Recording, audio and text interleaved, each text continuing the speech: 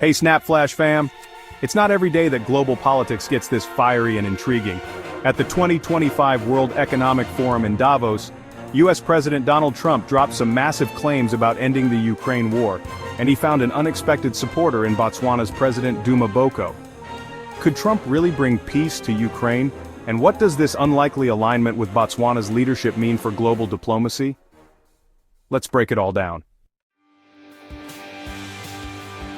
Before we get into the details, don't forget to like, share, and subscribe to SnapFlash for all the latest updates from the world stage and beyond. In a signature Trump-style address at WEF, the US president pledged to end the Ukraine-Russia conflict, linking the war directly to rising oil prices. If the price of oil came down, the Russia-Ukraine war would end immediately, he declared, placing responsibility partly on oil-producing giants like Saudi Arabia and OPEC. Trump's speech didn't stop there. He announced colossal investment deals, including a $600 billion pledge from Saudi Arabia and $500 billion from Oracle, SoftBank, and OpenAI for AI infrastructure. America is back and open for business, Trump proclaimed, emphasizing America's resurgence under his leadership. My message to every business in the world is very simple. Come make your product in America, and we will give you among the lowest taxes of any nation on earth. We're bringing them down very substantially, even from the original Trump tax cuts. But if you don't make your product in America, which is your prerogative, then very simply you will have to pay a tariff, differing amounts, but a tariff which will direct hundreds of billions of dollars and even trillions of dollars into our treasury to strengthen our economy and pay down debt. Under the Trump administration, there will be no better place on earth to create jobs, build factories, or grow a company than right here in the good old USA. Already Americans' economic, you can see this, I think, maybe even in your wonderful, wonderful room that you're all gathered together, so many of my friends, but Americans, the economic confidence is soaring like we haven't seen in many, many decades, maybe not at all. Upon my election, it was just announced that small business optimism skyrocketed by 41 points in a single month. That's the highest ever. There's never been anything like that. SoftBank has announced between a $100 and $200 billion investment in the U.S. economy because of the election result. And just 2 days ago, Oracle, SoftBank, and OpenAI announced a $500 billion investment in AI infrastructure.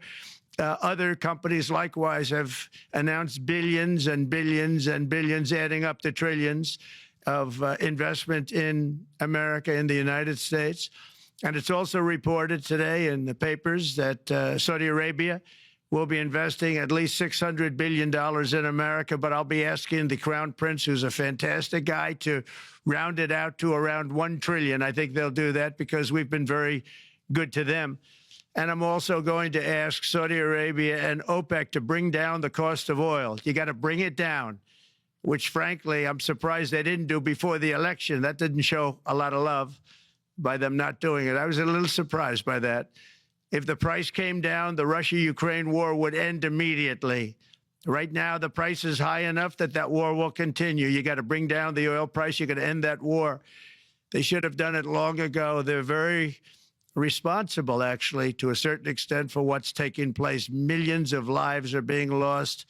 With oil prices going down, I'll demand that interest rates drop immediately, and likewise, they should be dropping all over the world. Interest rates should follow us.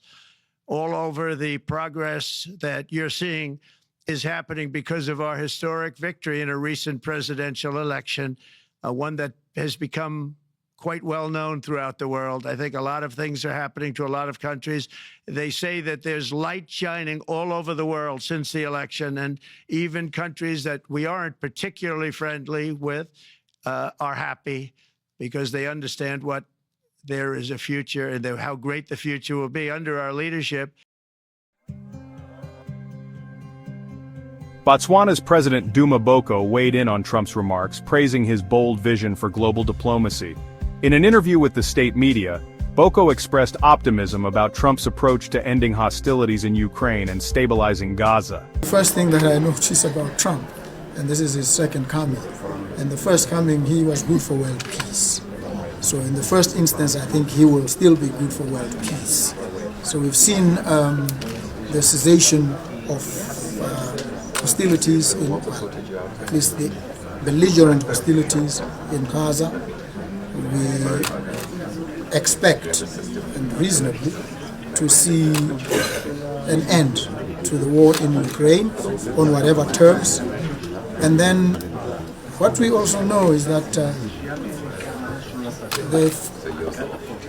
in the world, in the politics of the world, outside the United States, Trump has been a very positive, strangely, if one may say, influence.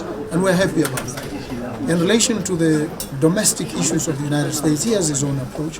But he also brings another dimension, which is robust diplomacy. He calls it as he sees it, or he feels. And that sometimes is what world politics and world diplomacy needs. We flatter each other too much. And we flatter and deceive both ourselves and the ones that we are praising unduly. And so maybe if we could learn anything from his approach at all, is that sometimes robust diplomacy is needed. And I'm sure he made a call to somebody in relation to the situation in Gaza. He must have made a call, and he would have been firm in making that call, and I think it worked. So there's a lot that we can learn and appreciate. Botswana's president also highlighted the potential economic ripple effects of Trump's peace plans, signaling Botswana's interest in global stability and economic cooperation. Not everyone is on board with Trump's vision. His call for Saudi Arabia and OPEC to lower oil prices sparked mixed reactions. While some applauded his directness, others criticized the oversimplification of complex geopolitical dynamics. Economists also flagged concerns about Trump's demand for lower global interest rates, warning of potential repercussions for inflation and long-term economic stability. President Boko's comments at WEF underscore Botswana's growing influence in international diplomacy. By aligning with Trump's peace-first agenda, Botswana positions itself as a key player in conversations about stability, collaboration, and economic progress on the global stage. Under the theme, Collaboration for the Intelligent Age, the WEF conference has become a hotspot for critical conversations about leadership, peace, and economic development. Botswana's presence highlights its readiness to take a seat at the table with major world powers. While Trump's ambitious claims, like ending the Ukraine war, are bound to spark debate, one thing's clear: his ability to dominate global discourse remains unmatched. As for Botswana, President Boko's alignment with Trump sends a strong message about the nation's aspirations for peace and prosperity. SnapFlash fam, what do you think about Trump's claims and President Boko's endorsement? Could this dynamic duo actually bring about global peace, or are the promises too good to be true? Let us know your thoughts in the comments below.